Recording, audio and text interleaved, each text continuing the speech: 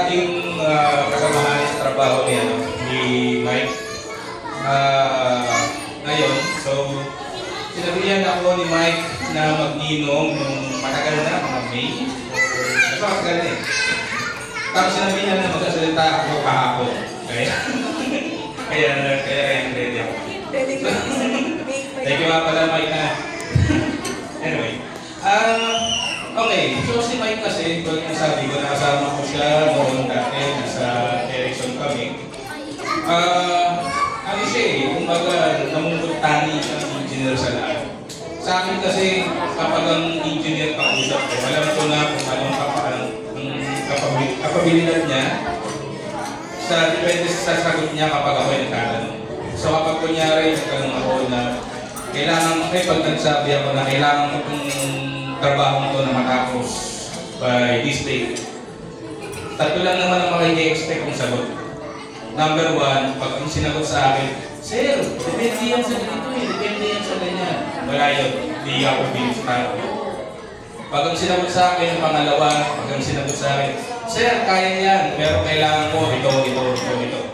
Kahit paano, kahit paano may laban pa yun. Pero si Mike kasi, siya ng pangatlo na namumuntang sa taas. Ang sasabihin lang niya sa akin, Boss, akong bahala. Yun lang. Wala nang iba. Sabihin lang sa akin, Boss, akong bahala. Wala na, hindi ko lang siya bahala, hindi ko lang siya papansinin. Siya ng bahala. Pero yun, lahat ng problema, lahat ng issue dahil sa trabaho, pag binigay ko na sa kanya, yun lang sasabihin sa akin, Boss, akong bahala.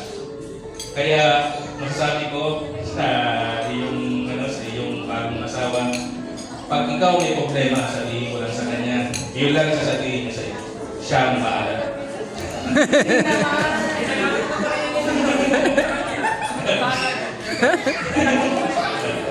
Okay.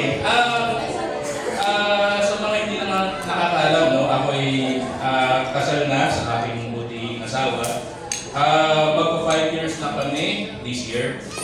So, akin kasi, simula nung nag-asawa ko, meron na rin mga nagtatanong sa akin, mga tao ko, paano mo ba malalaman kung yung babae ay para sa'yo?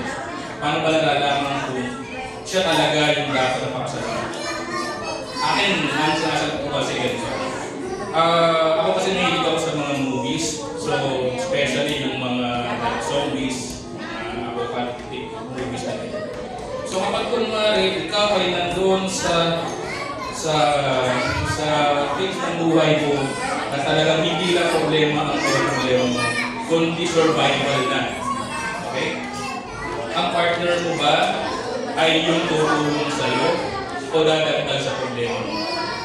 Kumbaga na lahat ng, kunyari, zombie nga, di ba? Lahat, anong problemahin mo? Paano ka mabubuhay? Paano ka saan ka pupunta? Ganyan. Tapos nung partner mo, tutulungan ka ba niya? O dadagdag din siya sa problema mo? Pag ang sagot mo ay siya ay tutulong sa'yo, mapahirap o ginawa, survival na. Paano na? Kumbaga, patay o buhay na. Kung siya, ang partner mo ay tutulong sa'yo, at nandiyan lang sa tabi mo kahit anong mangyari, siya na yun. Okay? Kaya nga tinawag na better half. She or he is bringing out the best of you. Diba? So, kung yun, basta kayong dalawa, kasama kayo, susuportahan kayo sa tulong ng Diyos, anything is possible. Okay? So, ayun, I'll just make this lesson short. So, ayun lang, maalam kayo. Congratulations. At alam naman ni Mike to, basta may problema, nandito lang ako, nandito lang kami, nandito mo.